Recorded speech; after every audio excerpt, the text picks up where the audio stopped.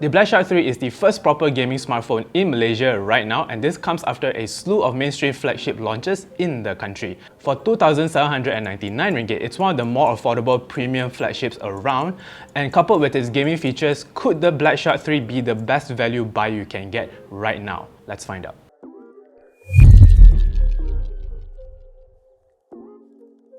The Black Shark 3 I'm holding here is the regular 8GB plus 128GB storage model, and it has a 6.67-inch Full HD Plus AMOLED display with a refresh rate of 90Hz.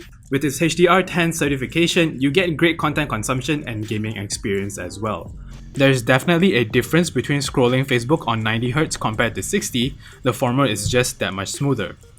And with a 270Hz touch sampling rate, it also makes the phone feel more responsive.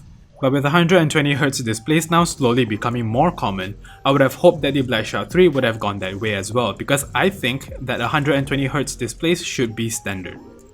Let's quickly talk about the design a bit. It's got an edgy look, which is the cornerstone of designing every gaming phone apparently. It's got a rugged aluminium frame on the sides as well as certain parts on the back as well. The rest of it is glass.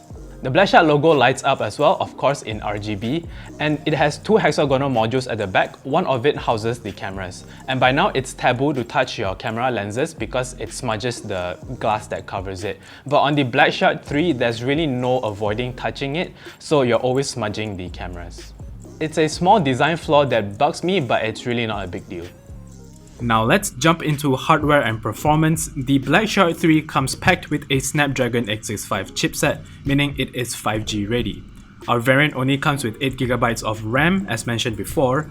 Running the most popular games like PUBG Mobile and Call of Duty Mobile will be no problem. Then there are games that support high refresh rates. Games like Final Fantasy 15 Pocket Edition and Vainglory all feel great at 90 frames per second. Nuanced animations play out gorgeously, and you can perform better in competitive games like Vainglory as well. The only problem really is that most, if not all of these games aren't mainstream mobile titles. But what it does give us is a taste of what our favorite titles like Mobile Legends or PUBG could feel like at high refresh rates.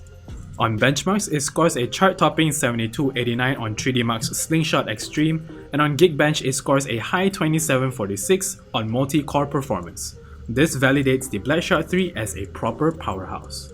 More importantly, what makes the Black Shark 3 a gaming smartphone are its gaming features. The first is the SharkSpace switch on the side that boots up the SharkSpace Control Center, where you can launch games or change important settings. You can boost performance with Ludicrous mode, but that was never really necessary. Normal mode works just fine. You can change display refresh rate settings, adjust audio, and a lot more. The Black Shark 3 doesn't have the physical pop-up shoulder buttons like the Black Shark 3 Pro, but at least it does have Master Touch. It's not a new feature, but it's still useful, especially for FPS games. You remap buttons on the screen to pressure-sensitive zones that, if you press just a little harder, engages the buttons. The phone also gets quite warm while you're gaming for an hour or so. This is despite it having a liquid cooling system. This could be due to poor game optimization that should be fixed down the line. The best workaround is to attach it to a Black Shark Fun Cooler fan that comes as a free gift if you buy the bundle on Shopee. It's a fan that's universal and fits on most phones, and it dissipates heat through a heat spreader. Good news is that it works great. It requires a wired connection because of how powerful it is. The Black Shark 3 has a 4720 mAh battery, and unfortunately the base variant, which we have, only supports up to 30 watts of fast charging, which is fast, but every other variant of the phone gets 65 watts of fast charging. But hey, there's a magnetic charging port that connects to a magnetic charger. That makes it so that no wires get in the way while you're gaming, and at the same time you can connect your cable to a Fun Cooler fan. But the caveats are this magnetic charger only powers your phone at 18 watts and it's sold separately. The Black Shark 3 has dual front firing speakers as well, and the audio quality is crisp and loud. It has decent depth as well, so besides gaming, media consumption and watching movies is great on this phone. So this is how the speakers on this phone sound like.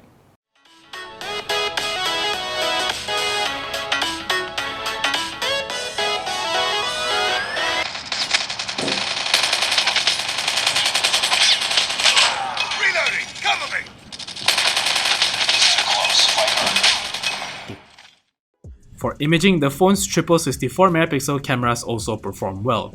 It has a 13MP ultra-wide-angle lens and a 5MP depth sensor.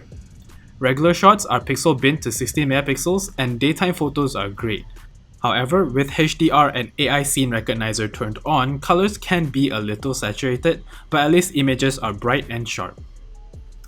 On the ultra-wide-angle lens, there is edge distortion, but it's not too obvious. Bokeh looks great on this, and the 64MP camera does what it does. It gets you high-res photos. The selfie camera is decent, but the portrait bokeh can look just a little artificial. Nighttime photography is not too bad, and night mode improves overall brightness without added noise. 64MP mode at night suffers a bit, so I'd suggest sticking with the regular mode.